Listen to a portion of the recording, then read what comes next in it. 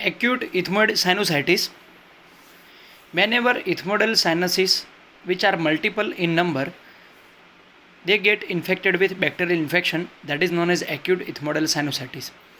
Constitutional symptoms of ethmoidal sinusitis are same as seen in maxillary sinusitis, but pain is over the bridge of the nose, that is between the both medial parts of the eyes, between the both medial part of the eyes and deep to the eyes.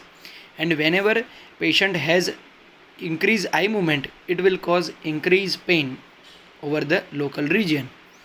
As our ethmoidal sinusitis, as we have previously seen in CT scan images, that they are in close relation with the orbital cavity. So aggravated eye movement will increase the pain in acute ethmoidal sinusitis. Edema of lips can be seen, and nasal discharge, which may be unilateral or bilateral according to the infection, is usually seen is mucoid or mucopurulent or purulent in nature according to the bacterial infection. In this CT scan diagram, you can see that multiple ethmoidal sinuses are affected and they are greyish in color, but some posterior ethmoidal sinuses are normal in nature. This is the sphenoid sinus. Treatment is same as maxillary sinusitis.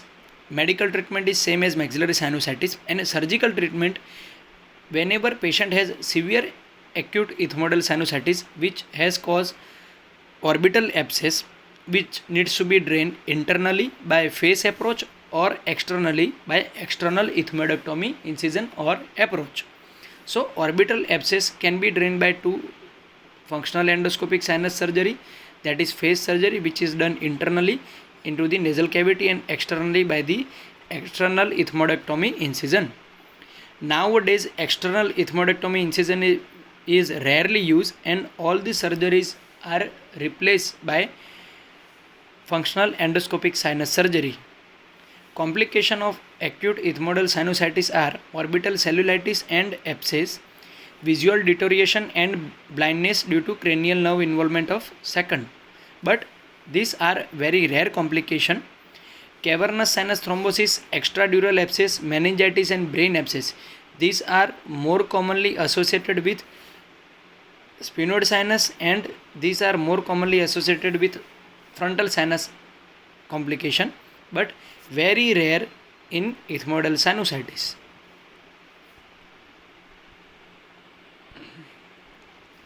Acute sphenoidal sinusitis. Constitutional symptoms will be same as seen in maxillary sinusitis, but here headache or pain is localized to the occiput or vertex. Patient will have post-nasal discharge, as sphenoid sinus is drained into the sphenoethmoidal recess, which is in close relation to the nasopharynx. So patient will have pus into the sphenoethmoidal recess, and that pus will trickle down into the nasopharynx, and from that nasopharynx it will go into the oropharynx. So according to the abscess collection, patient will develop post nasal discharge or nasal discharge anteriorly. Differential diagnosis for acute sphenoidal sinusitis are mucocele and neoplasm of sphenoid sinus. Whenever patient has repeated episodes of acute sinusitis, it will affect the defense mechanism of a sinus and nasal cavity or nasal sinus mucosa. There will be loss of cilia. Also the loss of cilia is affected by pollution, different chemicals and infection, which is acute sinusitis. Due to the loss of cilia, there will be impaired drainage, and there are mucosal changes due to the allergy, polyps, DNS and adenoid, which are anatomical abnormality in nasal cavity, will also help in formation of impaired drainage. That impaired drainage will be aggravated by loss of cilia, and this will cause inadequate collection of pus or serous collection into the sinus cavity. Whenever this serous or pus collection is repeatedly affected by bacterial infection which is inadequately treated previously. As a case of acute sinusitis, it will develop into the chronic sinusitis. So patient will have repeated episodes of acute sinusitis in a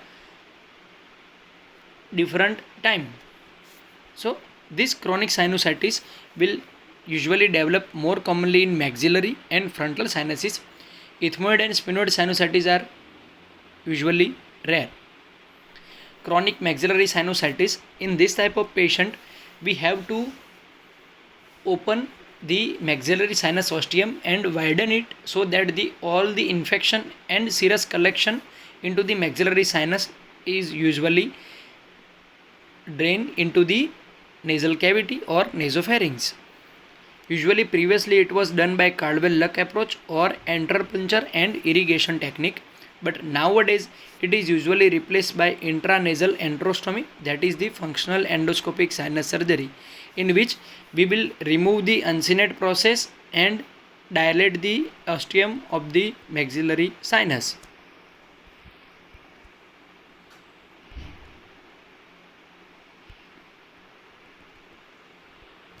Chronic frontal sinusitis, main treatment is intranasal drainage by functional endoscopic sinus surgery, but whenever phase surgery is not possible due to some anatomical abnormality, trephination of frontal sinus, as we have seen previously, can be done. Some different approach for difficult cases of frontal sinusitis which are chronic in nature are external frontoethmoidectomy, that is Haworth or Lynch operation, and sometimes osteoplastic flap operation is needed. Chronic ethmoidal sinusitis, main treatment is medical and surgical, in which surgery we will go for functional endoscopic sinus surgery, that is intranasal ethmoidectomy, in which anterior and posterior air cells of ethmoidal cavity are removed and drained directly into the nasal cavity by using different instrument, curved instrument and different endoscopes.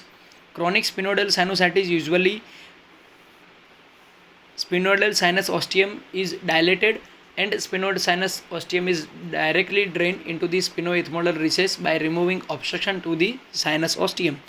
This is usually done by functional endoscopic sinus surgery, and sometimes external ethmoidectomy surgery is needed. We have talked about bacterial sinusitis, but sometimes fungal infection also occurs into the nasal cavity, that is known as fungal sinusitis. There are mainly 4 varieties of fungal sinusitis. First is fungal ball, in which there is a simple implantation of fungus into the nasal sinus is done. There is no infiltration of the nasal sinus mucosa, there is no bony erosion, there is no inflammation into the artery, vein or other simple capillaries. Usually maxillary sinus is most commonly affected by fungal ball because it is most anteriorly located, and CT scan shows a hyperdense area with no bony erosion in this type of cases. In this CT scan diagram you can see that this is the maxillary sinus. Here you can see the right maxillary sinus which is normal in nature, but here you can see the hyperdense area that is more white in color, and this surrounding grey area is of pus. So main treatment for this fungal ball is removal of ball, or we can go for functional endoscopic sinus surgery. We will remove the uncinate process and dilate the maxillary sinus ostium, and after that we will give normal saline wash or irrigation into the maxillary sinus so that fungal ball will come into the nasal cavity and we will suction it out. Antifungals are usually not required as there is no infiltration of the nasal sinus mucosa. Second variety is allergic fungal sinusitis. That is whenever fungus or some debris where fungus is attached, it will go into the nasal cavity with the inspiration. That nasal cavity mucosa has allergic reaction to that fungus into the inspiratory air. That allergic reaction will develop polyp and mucoid collection into the nasal cavity. This mucin can contain the eosinophils as it is allergic in nature. So eosinophils are more in number, charcot-laden crystals, and fungal hyphae will also be seen as fungus is present into the inspiratory air. There is no fungal invasion to the nasal sinus mucosa. Treatment is endoscopic clearance, that is functional endoscopic sinus surgery, and removal of polyp and infected nasal polyposis. Usually pre-operative and post-operative systemic steroids and topical steroids are useful in this type of cases. Chronic invasive fungal sinusitis, that is third variety of fungal sinusitis, in which fungal invades the nasal sinus mucosa. As we have previously seen that fungal ball, and in allergic fungal sinusitis there is no invasion of sinus mucosa. There is also involvement of bone, and we can see the bony erosion in the CT scan. Histopathological examination shows fungal invasion of mucosa and granulomatous reaction with multinucleated giant cells. Treatment is surgical removal of diseased mucosa, bone and soft tissue, followed by antifungal therapy, which is IV amphotericin B. Itraconazole should be given for 12 months post-operatively. This type of cases usually do reoccur frequently whenever there is some tissue or nasal mucosa is left which is infected with the fungal sinusitis. So in those type of cases we will need monitored by serial CT scan and MRI scan, so that recurrence is there or not we can see. In this CT scan diagram you can see that there is involvement of maxillary sinus, ethmoidal sinuses, and there is involvement of nasal mucosa, and you can see some hyperdense area which is suggestive of fungal sinusitis. So in CT scan, whenever there is hyperdense area, that is most probably suggestive of fungal sinusitis. Last, fourth type is fulminant fungal sinusitis, that is usually more severe in nature and usually seen in immunocompromised or diabetic individuals. It is usually caused by mucormycosis, that is mucor fungus or aspergillus fungus. Mucor usually causes rhinocerebellar disease, which is fatal in nature.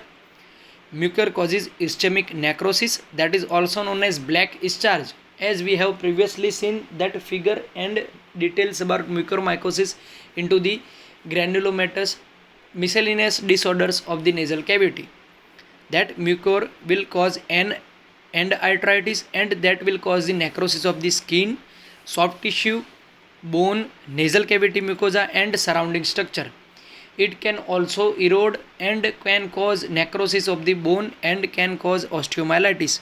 So this type of fulminant fungal sinusitis, which is fatal in nature, it can spread up to the face, eye, skull base and brain. So it can reach beyond the boundary of nasal cavity and can cause different type of complications. Treatment is surgical debridement of the involved mucosa and amphotericin B, that is the systemic antifungals, followed by itraconazole for long-term treatment. This patient should also be monitored repeatedly after post-operative, in the post-operative period, to know the recurrence. In this CT scan diagram, you can see that left side nasal cavity is near normal and there is no infection or sinusitis. But here in the right side, you can see that maxillary sinus is affected by fungal sinusitis and there is some hyperdense area which is suggestive of fungal sinusitis. But this infection has also eroded the orbital floor, lamina papricea, that is the bone between the nasal cavity and orbit. Here orbital floor is eroded and infection or sinus reach up to the orbit into this area and patient had developed orbital abscess. So fulminant fungal sinusitis can develop different complication. If this infection will reach up to the scribiform plate or anterior, it can erode the anterior skull base skull base and can reach up to the meninges and frontal lobe and can develop extradural abscess, meningitis or frontal lobe abscess. So this is all about fungal sinusitis, and this we have talked about in this lecture about the different causes and management, investigation and treatment for acute and chronic sinusitis and different type of rhinitis. Thank you.